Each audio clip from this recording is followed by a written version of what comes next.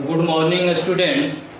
आज मैं आप लोगों को घातांक और करनी पढ़ा रहा हूं, जिसमें मैंने 3 वीडियो आप लोगों को प्रदान कर चुका हूं। आप लोग देख चुके होंगे 3 वीडियो। आज मैं चौथा और अंतिम है, जो कि अंतिम वीडियो है, जिसमें कुछ इम्पोर्टेंट क्वेश्चन 1, 2, 3, 4 क्वेश्चन लिया हूँ, जिसको किस प्रकार आप लोग आसानी से हल करेंगे इसके बारे में मैं बता रहा हूँ। और समझिएगा, और हमारे चैनल ऑनलाइन स्कूल BSCB को लाइक, शेयर और सब्सक्राइब कीजिएगा। साथ ही ये वीडियो पसंद आए तो अपने दोस्तों को भी शेयर करिएगा।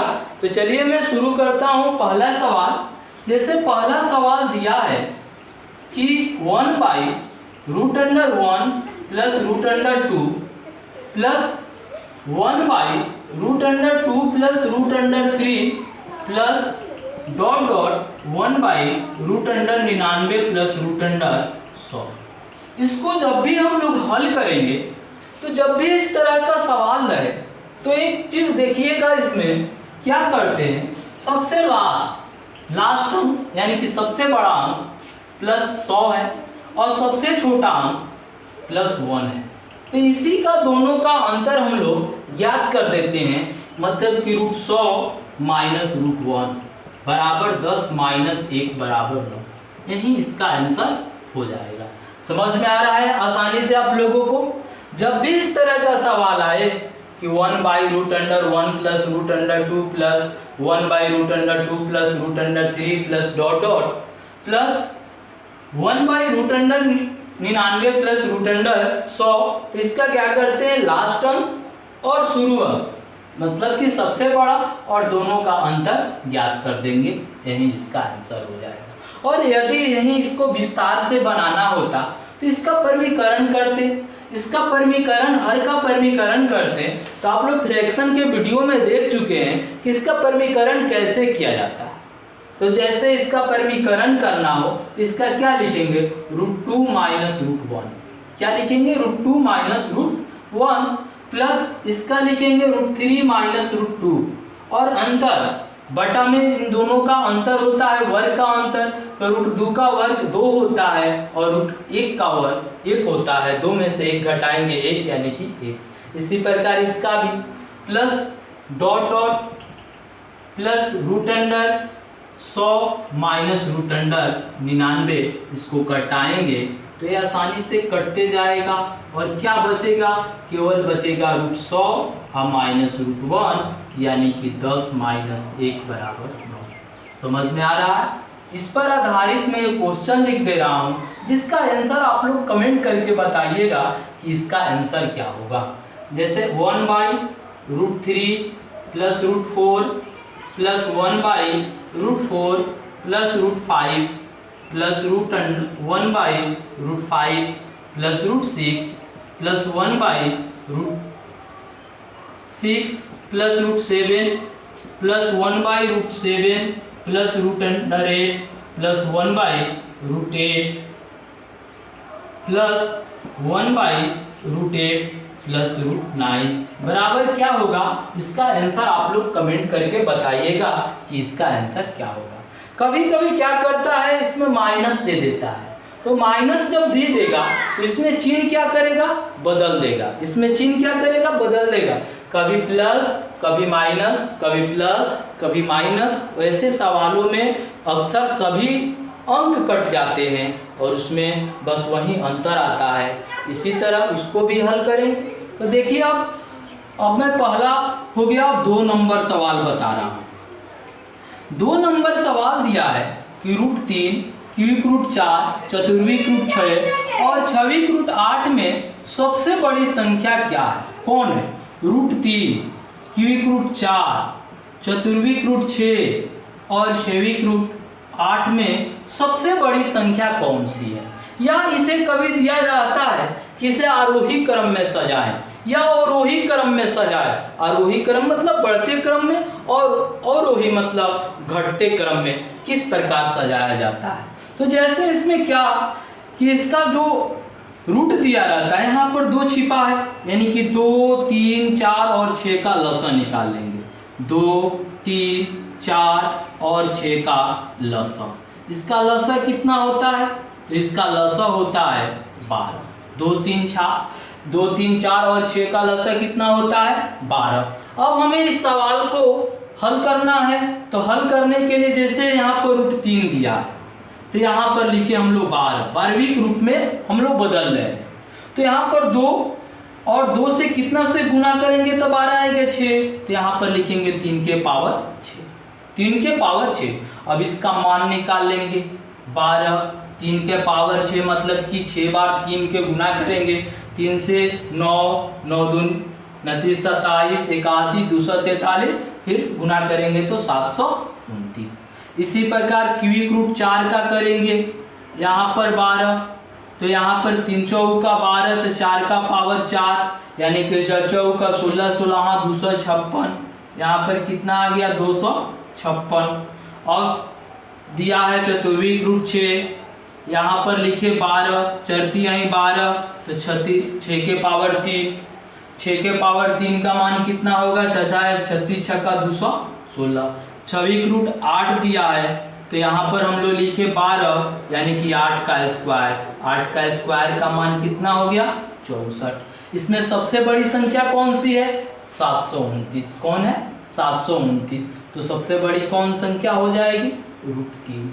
कभी इसे दिया रहता है आरोही क्रम में सजाएं, तो आरोही क्रम में आप लोग सजा लीजिएगा, और अवरोही क्रम में सजाना हो तो इसी प्रकार हम लोग इसका मान ज्ञात कर लेते हैं। इस पर आधारित मैं क्वेश्चन लिख दे रहा हूं, जिसका आंसर आप लोग कमेंट करके बताइएगा कि इसका आंसर क्या होगा। जैसे 2 नंबर सवाल पे एक क्वेश्चन लिख दे रहा हूं, जिसका आंसर आप लोग कमेंट करके बताइएगा कि इसका आंसर क्या होगा। जैसे दिया है √2, क्यूबिक रूट 3, चतुर्विक रूट 4 और छविक रूट 6 में सबसे बड़ी संख्या कौन सी है? सबसे बड़ी संख्या कौन सी है? सबसे बड़ी संख्या कौन सी है? इसका आंसर कमेंट करके बताइएगा कि इसका आंसर क्या होगा। अब आते हैं 3 नंबर सवाल पे। 3 नंबर सवाल दिया है, यदि x बराबर 3 + √8 हो तो x² + 1/x² का मान क्या होगा? x बराबर दिया है 3 + √8, तो x² + 1/x² का मान। तो सबसे पहले हम लोग x² का मान ज्ञात कर लेते हैं। x² का मान जब लिखेंगे तो क्या लिखेंगे? 3 + √8 का होल स्क्वायर, यानी कि 3 का स्क्वायर प्लस √8 का स्क्वायर प्लस 2ab 2 × 3 × √8। क्या लिखेंगे इसका मान? 3 का 9 प्लस 8 प्लस 2 6 √8, यानी कि 9 8 17 प्लस 6 √8 कितना आ गया? 17 प्लस 6 √8। अब देखिए जब x² का मान इतना आ गया तो 1/x² का मान भी निकालना है, तो 17 प्लस 6 √8। अब इसका परिमीकरण करेंगे तो आप लोग फ्रैक्शन के वीडियो में पढ़ चुके हैं कि इसका परिमीकरण किस प्रकार किया जाता है। तो सबसे पहले प्लस से माइनस हम लोग लिख दिए, 17 - 6 √8, और इनका दोनों का अंतर, वर्गों का अंतर, 17 का वर्ग 289 होता है और 6 1 36 वाटी 288 कितना आ रहा है? 1। कितना आ रहा है? 1, यानी कि इसका बटा में 1, यानी कि यही इसका फ्रैक्शन हो, इसका परिमीकरण हो गया। अब इसका मान निकालेंगे तो x² + 1/x² बराबर लिखेंगे 17 + 6 √8 प्लस 17 - 6 √8। ये दोनों कट जाएगा, यानी कि 17 दूनी कितना हो जाएगा? 34। समझ में आ रहा है? इसी पर आधारित मैं एक क्वेश्चन लिख दे रहा हूं, जिसका आंसर आप लोग कमेंट करके बताइएगा कि उसका आंसर क्या होगा। यदि x बराबर 7 - 4 √3 हो तो x + 1/x बराबर क्या होगा? इसका आंसर आप लोग कमेंट करके बताइएगा कि इसका आंसर क्या होगा। अब आते हैं 4 नंबर सवाल पे। 4 नंबर सवाल दिया है, यदि 4 नंबर सवाल में यदि x बराबर 3 प्लस 2 रूट 2 हो तो रूट एक्स माइनस 1/√x बराबर क्या होगा। इसका आंसर क्या होगा। तो सबसे पहले हम लोग रूट एक्स का मान निकालते हैं। रूट एक्स मतलब कि रूट 3 प्लस 2 रूट 2 का मान। तो इस तरह का कभी कभी सवाल भी दिया रहता है कि इसकी 3 प्लस 2 रूट 2 का वर्गमूल निकालें। तो इस सवाल से आप लोग इस क्वेश्चन को भी सीख लेंगे कि इसका वर्गमूल कैसे निकाला जाता है, जैसे इसका क्या मान होगा। तो इसका वर्गमूल निकालने के लिए सबसे पहले हम लोग जानते हैं कि a प्लस बी का होल स्क्वायर बराबर क्या होता है, a square plus B square plus 2ab, यानी कि इसमें ये 2 रहेगा और ab के रूप में रूट 2 हो तो रूट 2 को जब ab में इन दोनों का गुणज 2 का गुणज यदि करेंगे तो 2 गुना 1 होगा और 2 में 1 जोड़ेंगे तो क्या आएगा, 3 आएगा, यानी कि 3 दिया है। तो इसको हम लोग लिख सकते हैं कि 2 प्लस 1 प्लस 2 रूट 2।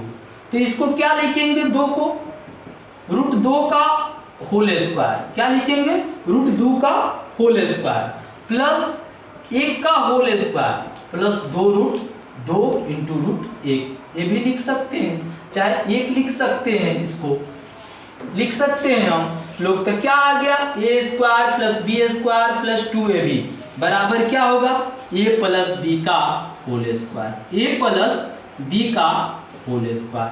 तो a प्लस बी का होल स्क्वायर का मान हो गया तो इसको रूट हटाएंगे तो क्या आएगा, रूट 2 प्लस 1, क्या आ जाएगा, रूट 2 प्लस 1।